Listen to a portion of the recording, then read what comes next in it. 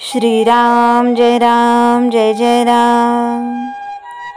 आपण मागावे फक्त एका रामाजवळ.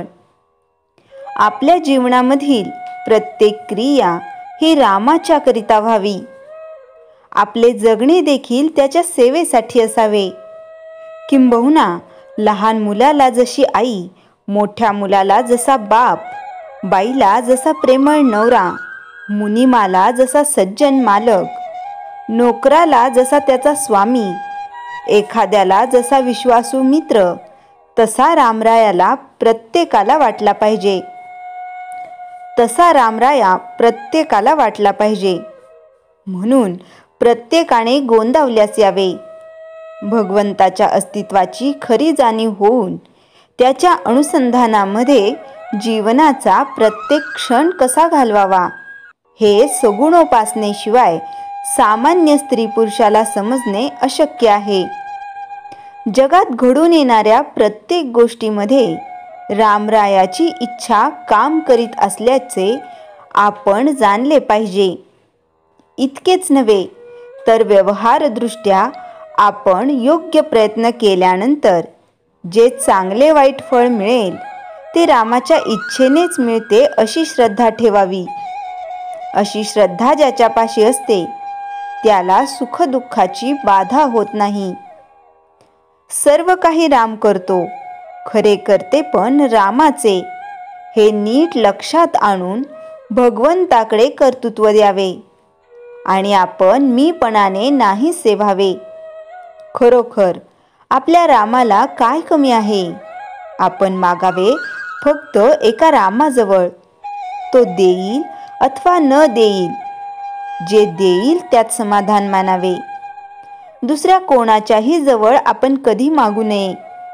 त्यामध्ये आपल्या उपासनेला कमीपणा आहे. मात्र देणाऱ्याने स्वखुशीने दिले तर ते टाकू नये. माझ्या आयुष्यात मी नामाशिवाय दुसरे साधन केले नाही. माझ्या गुरूंनी मला नामच दिले. तेच नाम मी सर्वांना देत आहे. तुम्ही ते नाम घ्या. तुम्हाला राम खात्रीने भेटेल. तोंडाने नेहमी राम राम म्हणत जा. भगवंताच्या नामामध्ये जीवाचे कल्याण आहे असा माझा अनुभव आहे. म्हणून ते जास्तीत जास्त स्त्री पुरुषांनी घ्यावे. कोणत्याही कार्याच्या पाठीमागे भगवंताच्या उपासनेचे बळ ठेवा. गायीचे रक्षण आणि तिची सेवा इतर कशासाठी नसावी, फक्त भगवंतासाठी असावी. आपण जे काही करीत आहोत ते भगवंतासाठी करीत आहो ही जाणीव राहण्यासाठी त्याचे नाम सतत असावे. ज्यावेळी समाजातील पुष्कळ माणसे अमर्याद विषयासक्त बनतात त्यावेळी कलियुग सुरू झाले असे समजावे. सज्जनांची बुद्धी भ्रष्ट होऊन ते देखील विषयाधीन बनतात. विषयांची प्राप्ती करून घेण्यासाठी वाटेल ते कृत्य करण्याची त्यांची तयारी असते. अशा वेळी भगवंताच्या नामाचे महात्म्य जो सांगतो त्याच्यावर कठीण प्रसंग यायचेच. पण परमात्मा सांभाळतो अशा निष्ठेने जो राहील तो प्रत्येक संकटातून सही सलामत पार पडेल यात शंका नाही. म्हणून प्रत्येकाने नामाला चिकटून असावे. जगाचा नाद सोडा आणि भगवंताचे प्रेम जोडा. श्रीराम जय राम जय जय राम. चैतन्यवाणी. राम करता म्हणेल तो सुखी, मी करता म्हणेल तो दुःखी. श्रीराम जय राम जय जय राम. श्रीमणाचे श्लोक 64. निरूपण. अति मूढत्या दृढ बुद्धी असेना, अति कामत्या रामचित्ती वसेना, अति लोभत्या क्षोभ होईल जाणा, अति विषयी सर्वदा दैन्यवाणा. हा श्लोक बद्धावस्था दाखवणारा आहे. या श्लोकात प्रत्येक चरणाची सुरुवात अति या शब्दाने केला आहे. बद्ध आणि मूढ असतो त्याच्याजवळ अति काम असते. तो अतिशय लोभी असतो. तो सर्व विषयांच्या बाबतीत दैन्यवान असतो. बद्धाजवळ मूर्खपणाची सगळी लक्षणे असतात.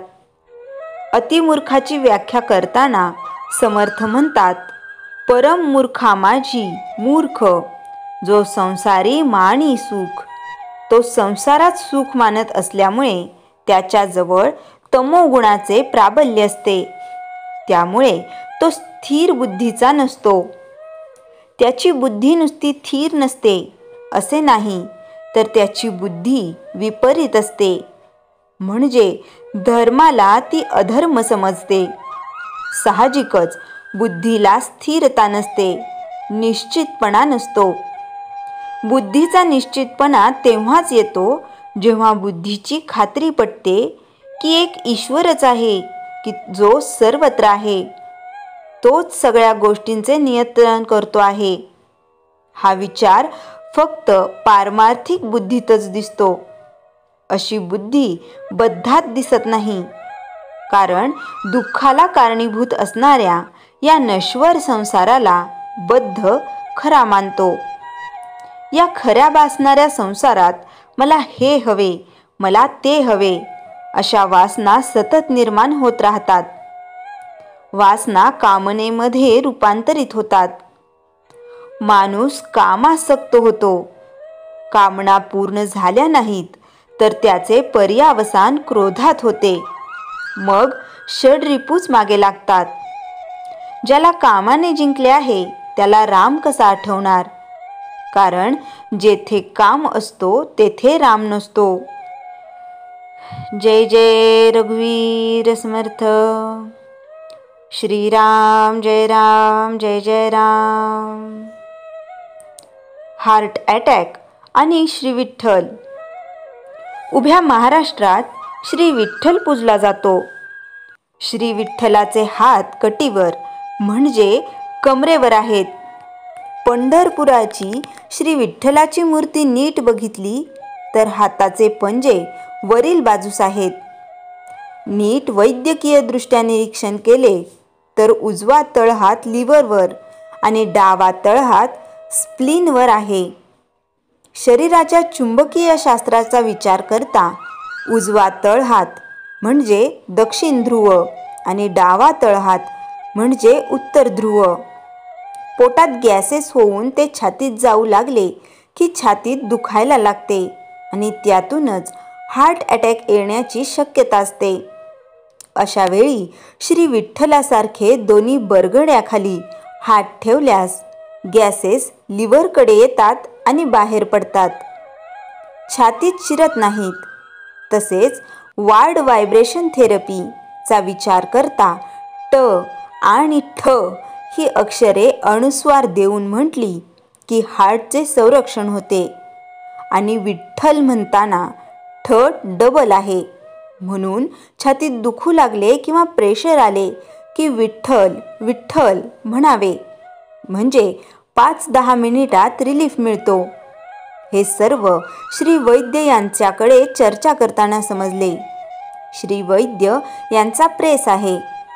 आमचे षटचक्रे आणि आरोग्य हे पुस्तक छापून शेवटची डिलिव्हरी देताना त्यांनी हा अनुभव सांगितला.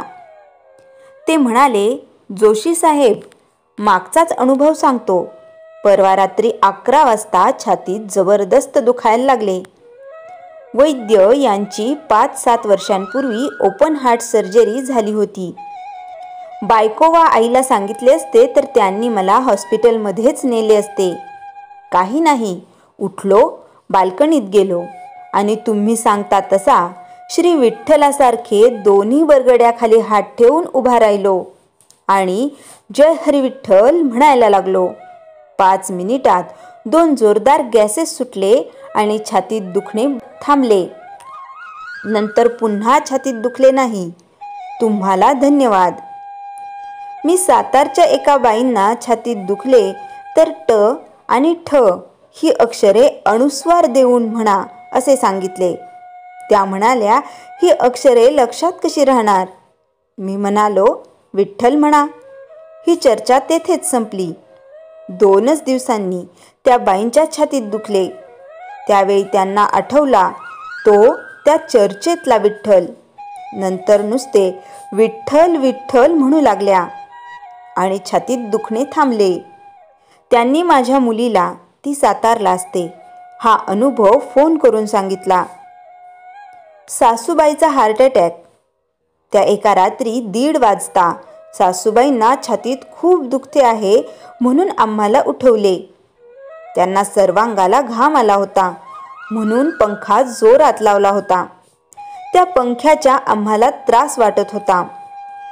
त्यांचा डावा हात पण दुखत होता. ही हार्ट अटॅकची लक्षणे आहेत.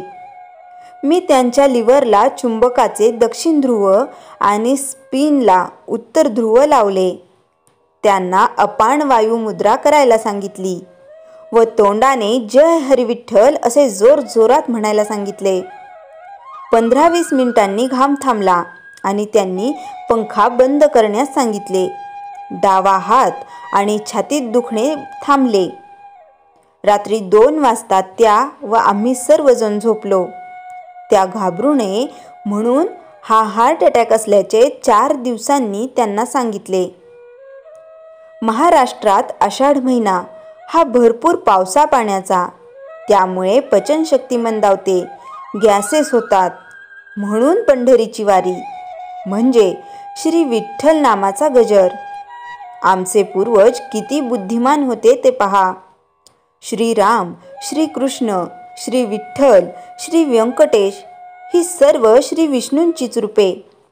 पण महाराष्ट्रातील हवामानानुसार आपले दैवत श्री विठ्ठल, सामान्यांचे सहज आरोग्य. फक्त या माहितीपासून त्यांनी समाजाचे हित बघितले. स्वतः पैसा केला नाही म्हणून ते अडाणी होते का? जर खरोखरच तुम्ही या कथानावर 100% विश्वास ठेवत असाल, अगदी निर्घृणपणे, होय अगदी निर्घोरपणे विठ्ठल विठ्ठल विठ्ठल असे 108 वेळा रोज 3 वेळा म्हणा आणि फरक पहा.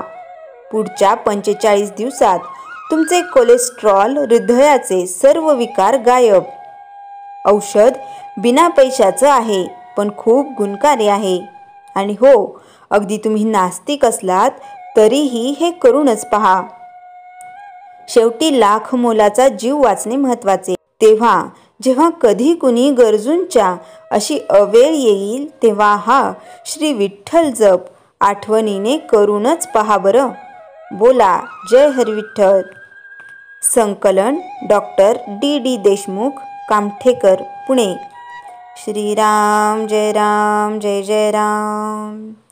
जयाच्या जनी जन्मनामार्थ झाला, जयाने सदा वासनामात केला. जयाच्या मुखी सर्वदा नाम कीर्ती, नमस्कार तया ब्रह्मचैतन्य मूर्ती. श्रीराम जय जय राम. जानकी जीवन स्मरण जय जय राम.